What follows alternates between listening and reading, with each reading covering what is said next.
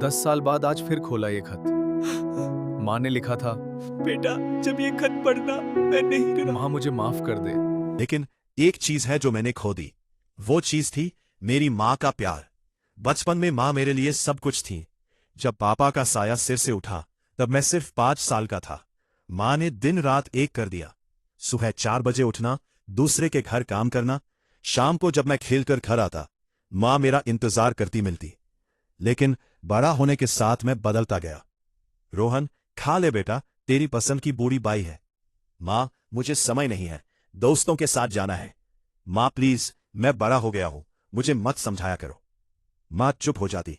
उनकी आंखों में नमी होती पर वो कुछ न कहती। सोचती शाम को खा लेगा, पर मैं शाम को भी नहीं खाता था।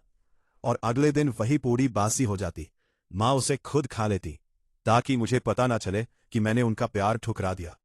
जॉब मिलने के बाद मुझे मुंबई में अच्छी नौकरी मिल गई। माँ बहुत खुश थी। बेटा, तू बहुत आगे जाएगा, माँ को तुझ पर नाज है। माँ, मैं तुम्हें अपने साथ मुंबई ले चलूंगा। नहीं बेटा, मैं गांव में ही ठीक हूं, तू अपने करियर पर ध्यान दे। पर मैं उन्हें लेकर नहीं गया।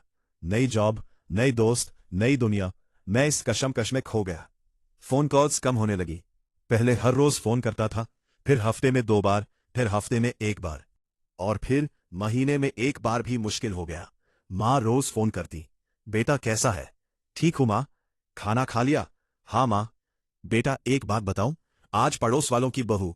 माँ मुझे मीटिंग में जाना है, बाद में करता हूं। क्लिक, फोन काट देता। माँ अधूरी बातें मन में दबाकर रख लेती। उनके पास था ही कौन, बस उनका बेटा, जो उनके लिए वक्त नहीं निकाल पाता था। एक दिन सुबह 7 बजे फोन की घंटी बजी। मैंने उठते ही गुस्से में फोन उठाया। हेलो बेटा, मैं हूं। माँ की आवाज बहुत कमजोर थी। बेटा कुछ नहीं, बस तेरी आवाज सुन ली, तूने 20 दिन से फोन नहीं किया था। माँ, मैं बहुत बिजी हूं, तुम भी ना रोज रोज फोन मत करा करो, काम करने दो। माँ चुप हो गई, फिर बोली, बेटा मैं तुझे कुछ कहना चाहती हूं, मेरे पास एक खत है तेरे लिए। माँ, अब ये क्या खत वत, मुझे ऑफिस जाना है, बाद में बात करता हूं।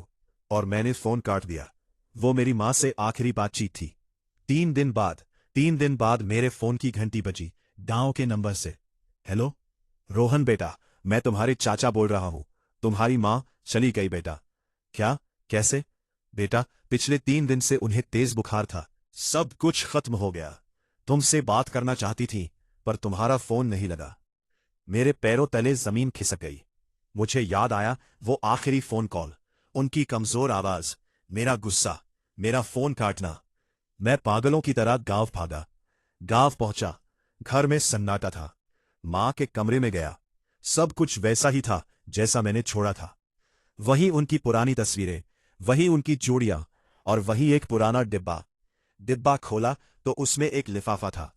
लिफाफे पर लिखा था, मेरे लाल रोहन के लिए। हाथ कांप रहे थे। खत खोला। मेरे प्यारे बेटे रोहन, जब तू ये खत पढ़ रहा होगा मैं इस दुनिया में नहीं रहूंगी। नेक्स्ट पार्ट के लिए लाइक करे, शेयर करे और सब्सक्राइब करे।